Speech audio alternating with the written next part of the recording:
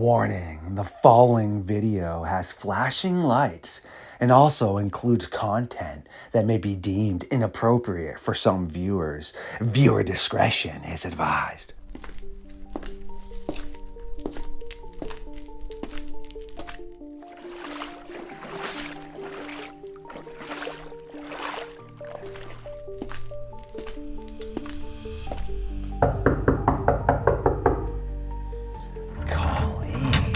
From Nightmare Roadshow, yes, also part of the North American Dogman Project science team. You have once again found your way into the Fox Den for another episode of Midnight Lycanthropy.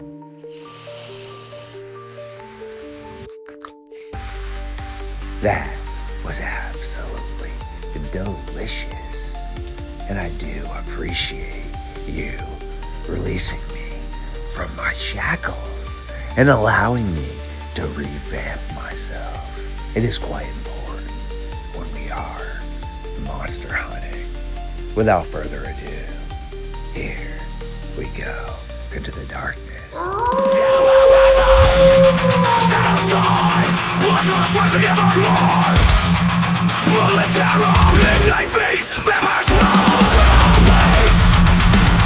Stood up. I said, oh my god, it's a werewolf, and everybody in the car freaked out.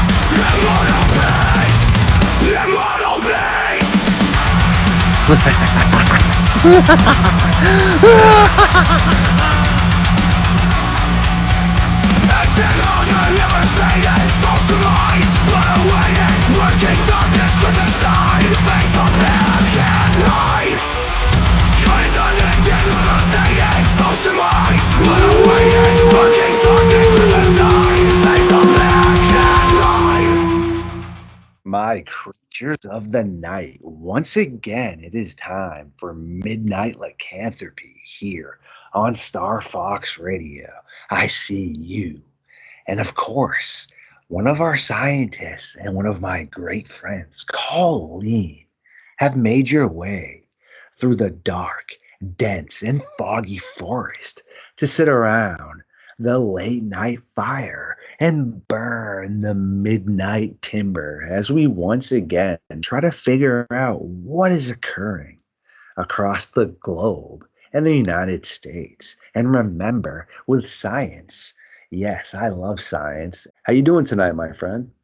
Hey, it's so good to be here. I'm always excited to speak with you.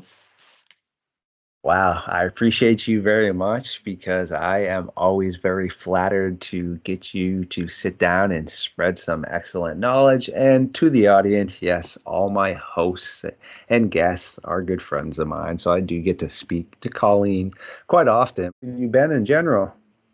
I have been really good. I'm happy Thanksgiving is past. It was fun, but chaos, and now I can take a breather. Right, we're all in that breather mode now until the big rush of Christmas. So yeah, so it feels good though. It feels good to take a breather. We took last week off. It was nice. That is Yeah. excellent. How's your finger doing? Oh yeah, doing good. Yeah, you remembered that I almost cut it off, so that Well, was of course. that was pretty wicked. Yeah, it looks ugly, but it's healing. So yeah, yep, That is good. So you still have 10 upper digits, which is a good thing. I yeah, mean, don't get me wrong, if you have to work with 7, you got to work with 7. But yeah, 10's better than 9 for sure. yeah. That's for sure. Yeah, I've been making a lot of videos with my donkey because he has kind of a cult TikTok following. So yeah, it's been fun to do some kind of lighthearted stuff this week. So. That is great stuff. And yes, to anyone out there, including yourself, you got to make sure to every day definitely get some of those chuckles in there. I mean, I love to learn, and time is valuable. So if I do have a chance to learn, I'm always learning. But don't get me wrong. I mean, gotta watch a little bit of the Three Stooges before bedtime or the Munsters just to get some good chuckles up in for sure. You bet. You bet. So tonight you have some pretty interesting stuff because everyone, for the most part, I would assume, which, assumptions aren't the best, but anyone that does listen to my thread knows I'm a big nerd and I love science, which is why I have a science team such as yourself, and always subjective, objective, always willing to sway my opinions on things if beautiful minds such as yourself and others are able to show me great scientific evidence. But that's just how I roll as a journalist. I try to always be as logical as possible about something until that logic just seems so far-fetched it can't really fit into logic anymore. So, yeah, I'm going to toss you the mic and you're going to blow everybody's mind like you always do. Oh, you're kind. But so, I bounced this idea off of you tonight because I was thinking about how we look and analyze at a lot of sightings and the data and the underground tunnels and cavern systems that work in the United States, and there seems to be a lot of overlap to some of the sightings and these cave systems, right? And but how are how are they getting? You got to have a viable population to keep going, right? You can't have species that you genetically what I'm talking about. You have to have a viable population to stay around for several hundred years. And dogmen have been seen here and in Europe for several hundred years. So, how are they getting around otherwise? That always interests me because it's not like occasionally you see a dogman hit on a highway. They just aren't. They're so elusive, but they're not so elusive that they're not seen. So, what could they be doing? And I had an experience myself with the only thing I can say is that it had to have been a portal. And I know a lot of people poo poo portals, but energy can shift. And if we learn how to manipulate it, and trust me, there are a lot of countries right now studying the phenomenon of portals. A lot of it is due to the research down at Skinwalker Ranch in Vernal, Utah. Um, some of the stuff that they're able to show is that there's something going on, and could it be a portal right there? And we already know that Russia's investigating this. China's also investigating this. They're looking at a way to weaponize portals. And the United States doesn't want to be on the lower end of that. So we have high caliber people looking at this stuff. But what if things like the Dogman and the Bigfoot and these creatures that seem so elusive, are they able to do this? Are they able to slip naturally through some kind of portal? And, in one more moment they're in point A, the next moment they're in point B. And this is why you can never track them or uh, or catch them if that's what you'd want to do. Um, does that make sense? Yeah, it definitely makes a ton of logical sense for sure. And correct me if I'm wrong, I do believe, obviously, it'd be hard to fully verify because it is documentation that, unless there are certain acts that are released, for example, recently, our good old friends did an act that was able to show a ton of World War II documents and such.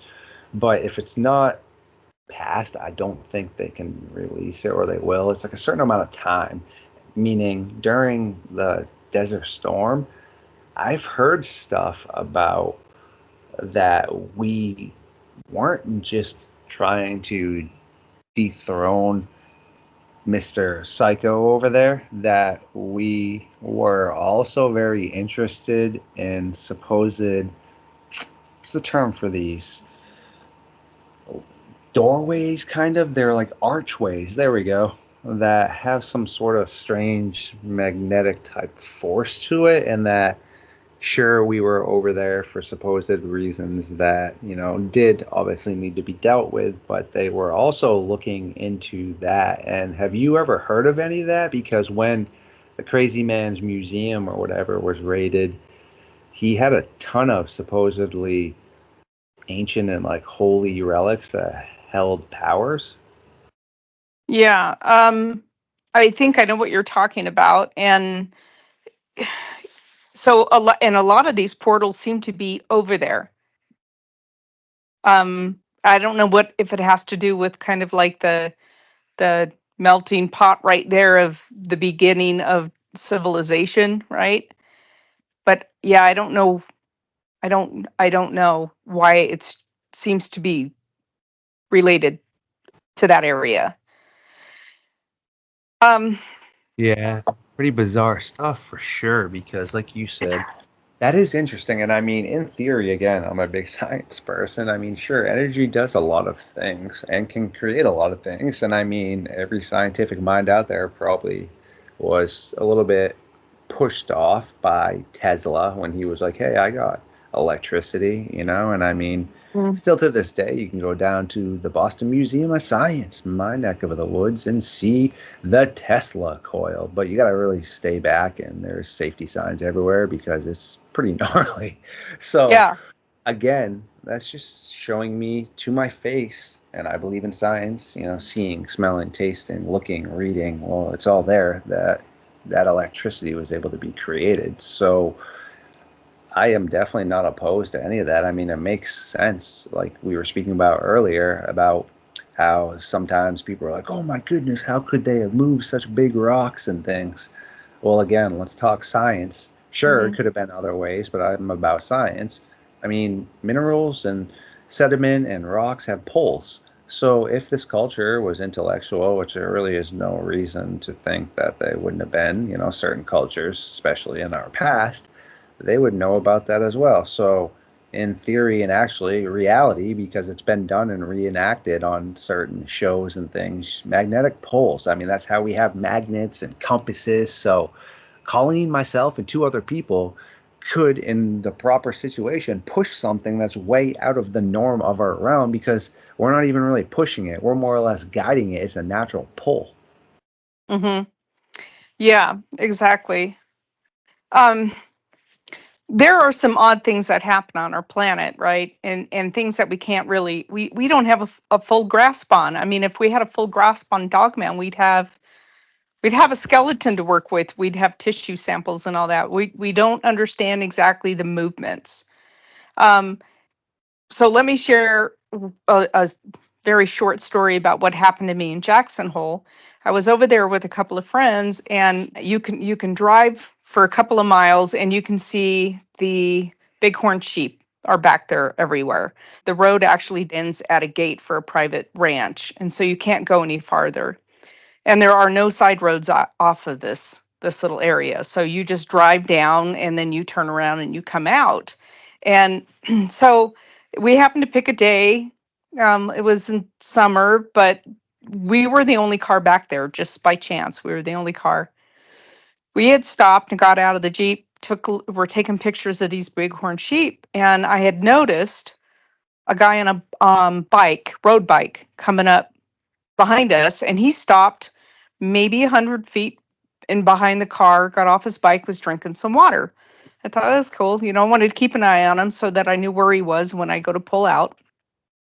And all three of us in the we had all observed him and what he was wearing. And I don't think we had a conversation about him, but we saw him.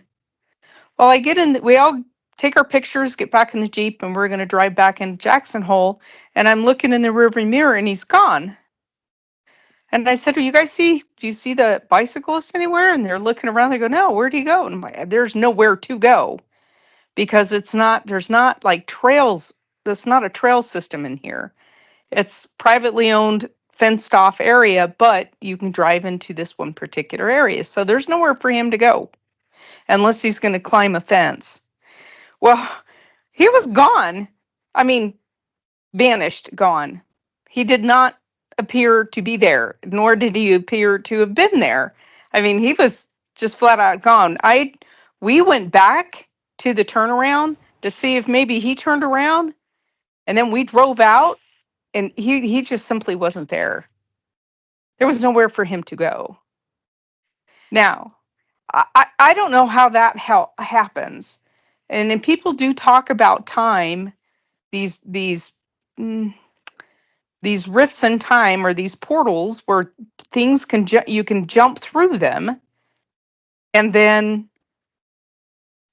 you show up somewhere else, right? Or time changes, or something happens. And there was a case that Dave Pilates actually brought into one of his videos of a man who was hiking, and a terrible fog started coming down the mountain at him. And he said he got a really spooked feeling about this fog. And he walked up to the fog line, and when he put his leg into the fog, it disappeared. And he pulled his leg back out real quick, and then he put his arm in the fog, and the arm disappeared. Not like you just couldn't see it well, it was gone. And it felt not attached. And it freaked him out. He pulled his arm out, and he turned around, and he got the heck out of there. There are things that we cannot explain that happen on this planet. And science just doesn't have a grasp on everything. There's just things. So could these animals, are they more advanced than we are, and they've already figured this out? Or they're not really like, they're not a mammal, they're something else? I don't know. And now, and they find a way to come and go to keep themselves safe. And what is their actual purpose here? Because we don't seem to be under attack by them, right? That is some really interesting stuff for sure. And when it comes to the attack things, I guess it would really all potentially be down to, I guess, the depiction as to what's occurring. Because, I mean, recently someone sent in some pictures of deer with obviously a blatant wound on their back, but nothing came back to eat it, etc.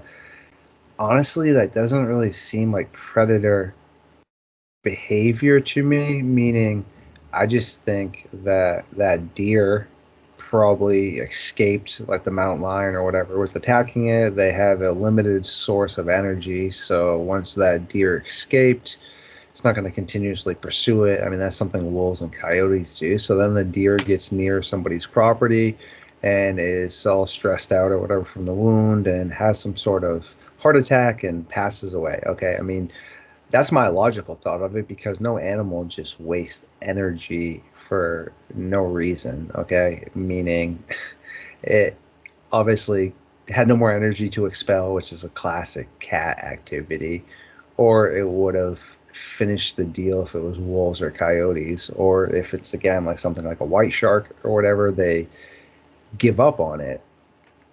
So that always kind of is, to me, like, I don't think that necessarily has to be cryptid. I just think that, yeah, like I said, with that animal, it got away. And then you have things like you were just talking about that definitely don't really, necessarily fall into the potential logic of things. And I don't even know potentially where I would stand on, like you said, what occurred. But I guess stepping back in my brain, I think of a couple potential maybe scenarios, which I wasn't there. You're going to be able to definitely cut these out real quick. It could have maybe been paranormal, meaning it seemed real enough. I don't know the most about paranormal, but people that have had encounters seem to think that sometimes, like, these things look real enough. Or could it have been taken by, say, a Dogman or Bigfoot? Because, I mean, they are reported to jump over farm fences and grab like an 800, 1,200 pound pig and run off real quick. So just because this gentleman was standing there, I mean, is it that far? I get fetched to think maybe that I grabbed him and the bike and just leapt off real quick. Or that would be pretty much the only other two logical thoughts in my brain I could think about, unless, like you said, the third option, did he just literally kind of scoot out in some other, dimension or something? Yeah, I don't know. I'm actually really this whatever this event was that happened, I mean, I've seen apparitions, and I'm familiar with all of that kind of stuff. He was, and this is a person that looked at us, and he kind of nodded his head as he's drinking his water, and he didn't say anything to us, but we were all just watching the bighorn, and I just he was there. He was getting back on his bike. We were walking to the Jeep. I remember turning back and looking at him, and he had that bright yellow biking, outfit on and black shorts. And I wanted to keep an eye on him because I didn't know if he was going to come around the side of the Jeep. And so I get in the Jeep and look for him, and he's gone. I mean, it was that fast. So I don't know. There's just weird things, and I've seen you go out to places like Marfa, Texas, where they have the Marfa lights. I didn't live too far from there, so going there to see the lights, it's an interesting phenomenon. I guess my point is there's so much phenomenon that we don't have a grasp on, scientifically or spiritually, that it's no wonder that these animals or these dogmen can skirt around so quickly and so easily. Because if I would think that we would have to have thousands upon thousands of them for as many sightings as we have. And if we had that many in a particular area, you would think we would have good film of them now, or scat or hair or something that we could be analyzing. So how else are they moving? Really great stuff and great questions for sure. And the proof is out there. Are you listening? The things that I could maybe only think of that would make sense is you would probably definitely know this better than I, and so would Kyle, because I try to definitely specialize in the missing people and the cave systems in those areas, etc., but also prehistoric and modern day predator behaviors.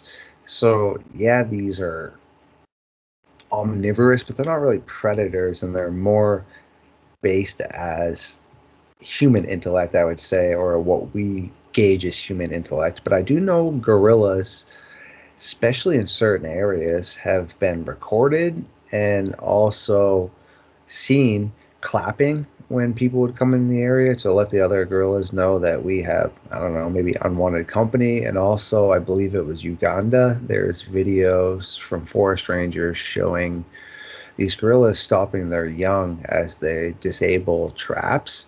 And also, they do a very similar thing to burying them, their loved ones, wrapping them up in like bamboos and such. And correct me if I'm wrong, I don't know how many gorilla skeletons have been found. I think they were only recently discovered because of word of mouth, and they went up there and actually, Jane Goodell and many others spent time up there to actually verify that they existed. I think for the longest time they were considered cryptids or mythological type beings. So again, I mean, I believe Jane Goodell said it took a few years before any of those gorillas and other apes she's worked with to ever really show themselves. I mean, she knew they were there from previous interactions. So it makes me really think that if something is intellectual enough and shows compassion and love, I mean, even wild animals do. I've seen on Alone before where a young animal was caught and its mother came over and tried to release it from the trap that the woman had it in, but it was unable to. So right there is trying to help one another. It just didn't have the capability to get it out, whereas something like a Dogman or a Sasquatch could just rip a wounded thing out of a trap or something. So that's not the example I'm trying to say. But I do also know that any animal in general, when it gets wounded or something, they usually are hard to find unless they're just smeared right on the road. I mean, countless, like house cats, they go outside and you never really see them again. They're obviously unalived, but they never came back, but they were super old. So any animal in general is going to go to its safety zone. So say, the cynocephaly and the cave hyenas, short-faced cave bear, I mean, those two latter mentioned spend around 80 to 90% of their time in caves. So we know nothing about caves. If they got wounded and such, I mean, if their comfort was in the cave, what are the odds of us finding them, I guess? So that would be the only logical aspect I could think of, is that if they are considered intelligent, like the Cynocephali and such, and the forest people at the Sabai, they're going to come back for their fallen. I mean, no different than if a group of Apaches are in a huge battle. If they're going to be able to, they're always going to try to get their fallen, you know? Yeah. Yeah. I don't know. It's just a fascinating topic for me to try to figure out if they're using portals. And I wish scientifically, I mean, I know that countries are studying it, and it's people with very large pay grades that are looking at this stuff. But it would be really interesting to be able to figure this out. We have a giant particle collider here in town, semiconductor. There's different scientific fields of research here, but I don't know that anybody's doing anything unless it's the nuclear lab here, if they're looking anything portal wise. But I think we need to get a handle on that soon, because I think it wouldn't be hard, uh, not just for the Dogman to use them, but for our enemies to use them. So I don't know. My thoughts. That's great stuff right there as well. And I did get a chance to, in my ventures throughout the years of strange knowledge and circumstances, I can't remember the exact name of the supposed destroyer, but I believe, as the lore goes, it was somewhere around, I believe, maybe the Cold War or World War II. Correct me if I'm wrong, but it was a ship supposedly that we were able to manipulate the time and space, and it supposedly went through a portal and then appeared up in a completely different area, like near Pennsylvania or Philadelphia. Oh, are you talking about the Philadelphia experiment? There we go. Yes. So there's a Yeah. lot of interesting stuff about that, but then also I've seen a lot of other people say there's nothing to back that up. So yes, that's Hmm. actually what I was referring to, because that is interesting, but then it is also potentially listed as a creepy pasta, I guess.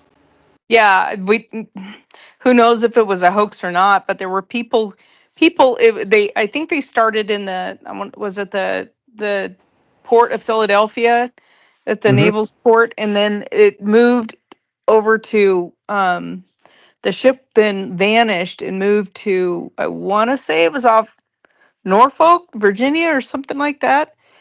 It showed up there for an hour or two, and then it reappeared back in the naval shipyard in Philly. So Hmm. there were people in the newspaper. There are newspaper articles that you can find that where people say, I saw the ship vanish and then reappear. And then when it reappeared, they saw people fuse to the deck. They saw weird things when it came back of what happened to the sailors. So those articles are out there. So it's interesting. I don't know. Wow, that is so interesting. And again, correct me if I'm wrong, the dirty stash in the SS supposedly has some sort of bell that, again, they were able to distort some sort of reality and it disappeared. And apparently, it supposedly reappeared like a long time later and crashed. And I can't remember where it had crashed. Have you heard about that as well? It rings a bell, haha, but I can't I can't remember exactly the details of this story. Yeah.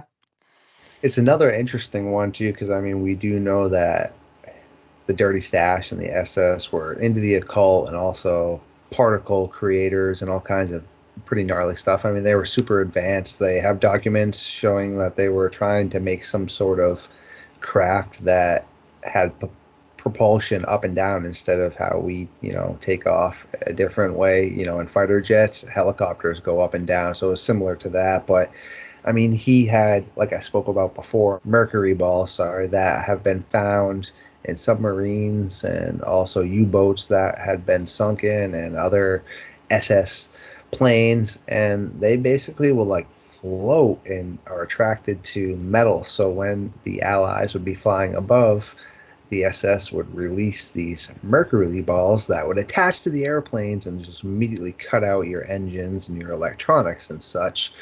So, I mean, that's all documented right there, which is interesting. But the thing with him, a lot of people don't realize, is he was very meticulous and everything was documented, but he also burned and destroyed a lot of files if he felt that others around him didn't need to know, or if they all knew and they didn't need to continuously be verified anymore. So that's one of those things too.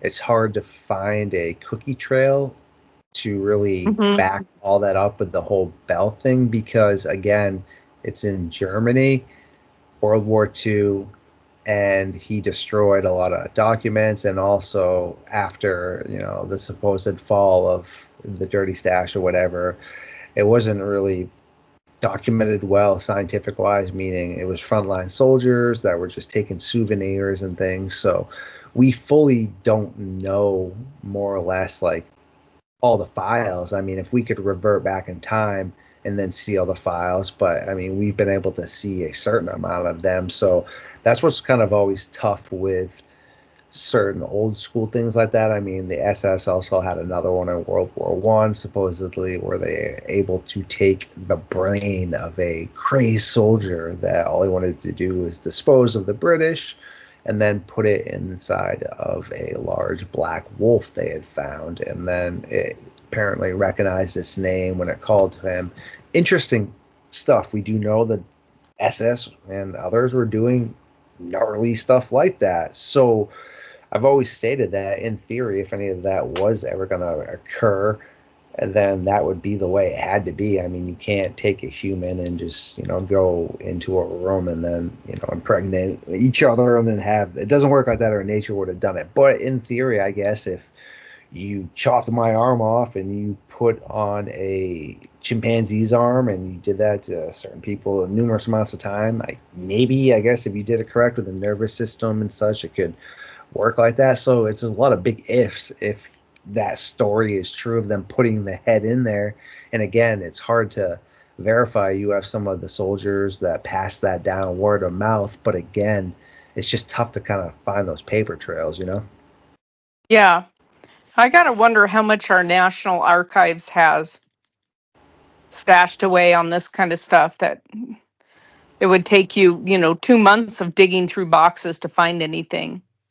I know, right? And again, correct me if I'm wrong, things like that are only released every certain allotted amount of time, meaning recently there was an act passed where they released a ton of World War II data about how the alphabet boys and such were tracking their dirty stash after World War II all down in South America and such. And they have hundreds of pages of that, of how they didn't believe he was unalived in World War II.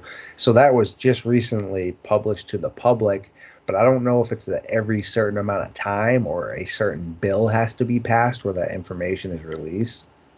Yeah, I don't know. Well, a lot of it is time. Yeah, that's interesting. Well, so rumor has it too, from what I've read, when Tesla himself, somebody, and they thought it was the went into his room and took all of his documents. Now, where did they go? So there's stashes and stashes and stashes of documents somewhere. Yeah, that would make a ton of logical sense. And I mean, as we talk about it more, makes you wonder, where did all of Einstein's stuff go? I mean, I don't dive into the history of Einstein that much. I know of him and such, but I don't know. Do family members have all of his work? Does a museum have all of his work? I mean, where, yeah, is that stuff more or less, I would say? Because I mean, every great culture throughout history seemingly takes what would be of value and then cares less of what's left, except for Rome. Rome just had some strange love affair with Greece where they overthrew them, but then they made their whole beliefs all Greek based anyhow. So they pretty much were Greece, but just changed to Rome. But every other culture, for the most part, doesn't really seem to care. Meaning, look at the people that came into Rome afterwards. So many documents and things were destroyed because none of those people cared about it. They just burned everything and pillaged. And that's usually what happens with overthrows or falls of Hmm. civilization. Documentation is usually lost in that, unfortunately, unless, like I said, you have a culture that respects the other culture. Because, I mean, even with indigenous lore and such, that's why they don't write it down and it's oral, because it's been depicted in improper ways when it was written down, whether on purpose or by mistake. So there's a ton of indigenous lore that no one's ever going to hear unless you're able to sit down and get close to tribal members and sit around the fire and listen to them and such. So Right. Yep, you're exactly right. Well, I just I'm was super interested in the idea of portals. I'm still kind of on the fence with looking at this stuff, but it would be an area that I think I would have a lot of fun investigating. Like, how are these species getting from point A to point B so quickly? There's something going on we're missing.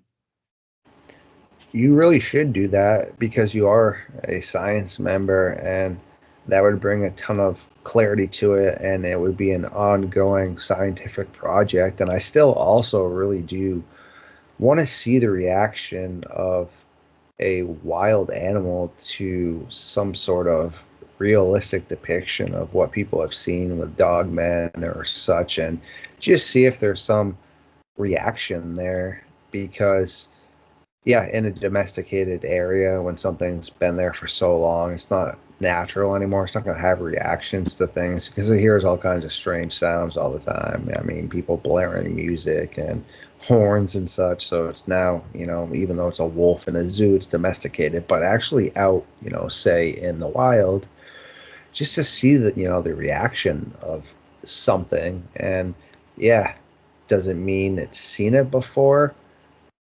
No, but if it immediately scoots, that'd be pretty interesting. But if it shows no sort of actual care of what's going on, and then, yeah, okay, maybe it's never had an interaction like that. And the reason I say that is it's been pretty well documented that a lot of our ancient ancestors would bang on trees and such, and we would try to scare off predators from the carcasses so that we could go in real quick and grab hunks of meat and run off. So we would start banging on trees and also would start howling and just trying to sound primal to get these animals wound up to the point of they felt uncomfortable and would retreat from their prey for a bit.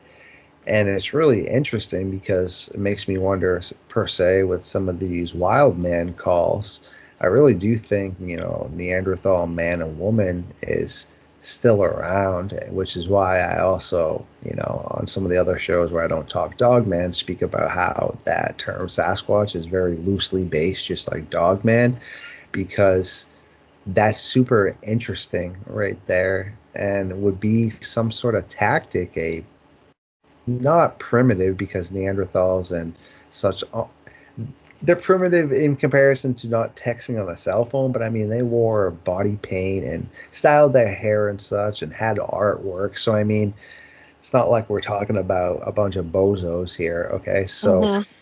it is interesting, though, that when people hear those noises and the knocking on the wood, then those loud howls, and then all of a sudden you hear the animals getting wound up, is that a primitive man or woman group going in real quick just to scavenge from the activity? It's just something interesting I heard a brilliant mind in his team speaking about. Hmm. Yeah, that is interesting. Well, I'm just from the predator prey standpoint, I've watched my bloodhounds interactions with wolves.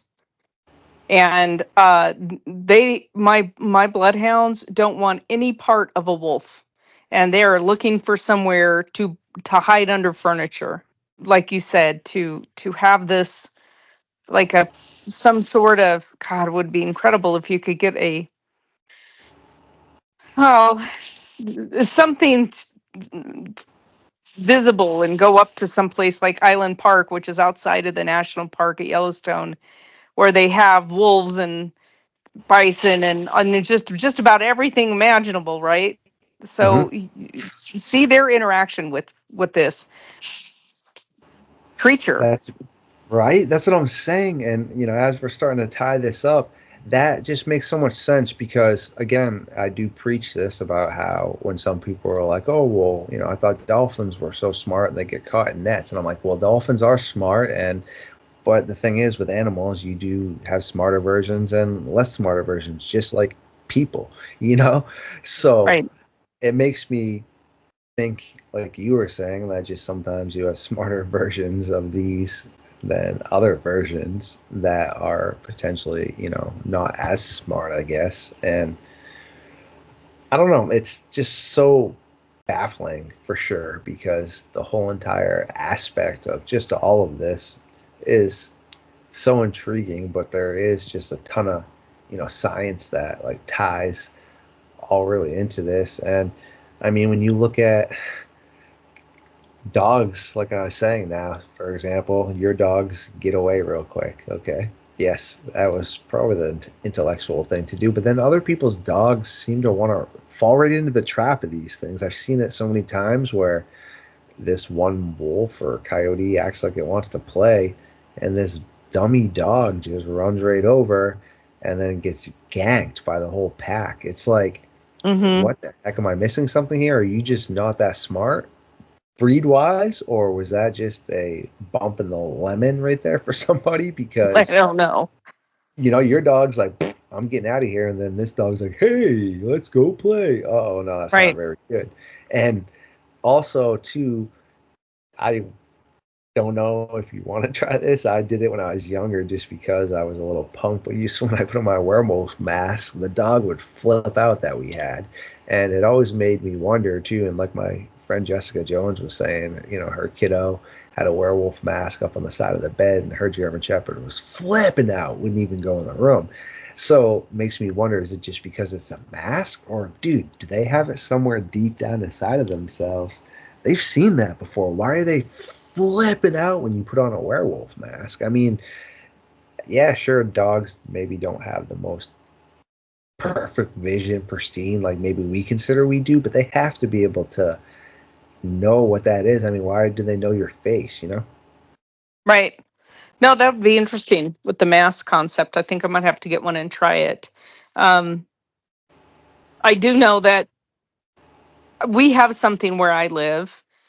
It was about 2 months ago that I've never heard anything like it. All the windows were open. It's warm out, so I had the windows open. It's like 9:30 at night. I was working on the computer and I heard the most god awful noise I'd ever heard. It really bothered me to the point where I had my shotgun in my hand and I was walking around outside trying to figure out if are my animals are okay. And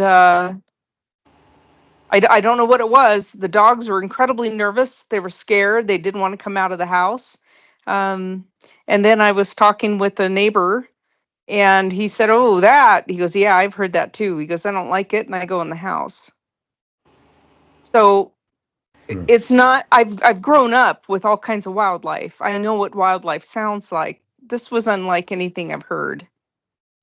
And I live on a reservation. So I don't know if it's something tied to the land, if it's and they truly believe in the Dogman here. I mean, there's no question that he's here, that it's here. That is so creepy right there. And I do appreciate you popping in tonight and allotting some time because you are such a busy person. And like I did say to the audience earlier, yes, Colleen is a scientist. So she is a very intellectual and real based individual. So just to be able to sit down and fire away knowledge is a great thing because I don't know about the rest of y'all. I never would have, in my wildest dreams throughout my existence, think I would have a quality science team that are all good friends of mine that I can just sit down and chat with. I mean, yeah, I would have laughed at myself if I ever thought that was occurring. So no, it's great stuff to be able to spend time with you and just figure this all out. Because as you stated, I mean, it gets to a point where science just can't fully understand things, and I mean, that's good and that's okay to accept that. I mean, it's no different than like I love that show I was stating to you. The proof is out there. I mean, there's some times where as much science as they run across something, the logic of that, even though that might fit, is so slim to none. Could it be? Yes, but logically, it just doesn't make logical sense. So I appreciate you. Yeah, no problem. It's always fun to kind of bounce the stuff off of you, and I know we go down rabbit holes, but that's part of just the thought process of trying to get our arms around this. And I think at some point we need to sit down and come up with a plan of how to study how to study some of these things that we're seeing that could be not of this world, for lack of a better term. There's got to be ways to do it through EMF readings and everything else, where these creatures are and where they're being seen. Assemble some equipment and go in there and see what we're finding.